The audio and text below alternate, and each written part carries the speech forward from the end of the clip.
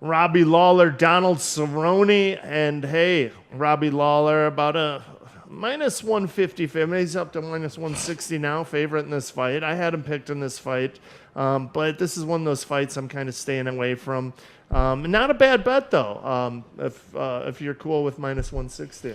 Look, this fight we've been waiting for so long, and we've talked about so many cards in the UFC where the card has gotten worse due to injuries. Here's an instance where this card got better because of the injury to Donald Cerrone before, that fight getting bumped from May all the way till now. Now we end up with a super card here. Look, I've looked at this fight a lot of times, and I think the more times I look at it, I know for sure there's no possible way I'm taking Cowboy Cerrone here. But I don't like the fact that Lawler's changing camps, and he's no longer working with Pat Miletich, and I don't know how much motivation he has anymore.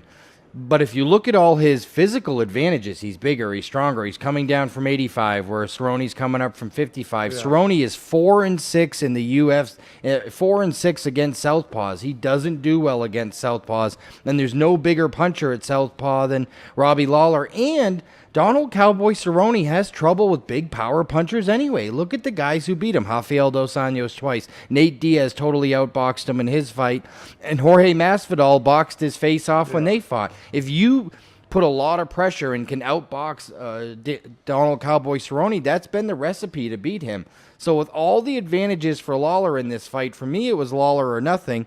And then I looked at the total. Look, Cowboy Cerrone has 24 finishes, and I think Robbie Lawler had like an 87% finish rate. It seems to me that these guys finish fights a heck of a lot more than they don't, and Cowboy Cerrone has been finished several times himself. Robbie Lawler got knocked out in his last fight.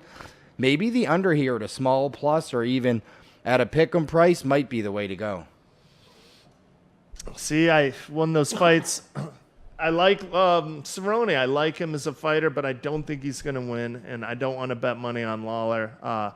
Kind of like the Jones-Cormier, where I'll be rooting for Jones, but my money's on Cormier. I don't like doing that, and I don't want to do it again in this fight. So I'm not touching this one. There's some other good values to be found on this card, and we'll get to them in a second.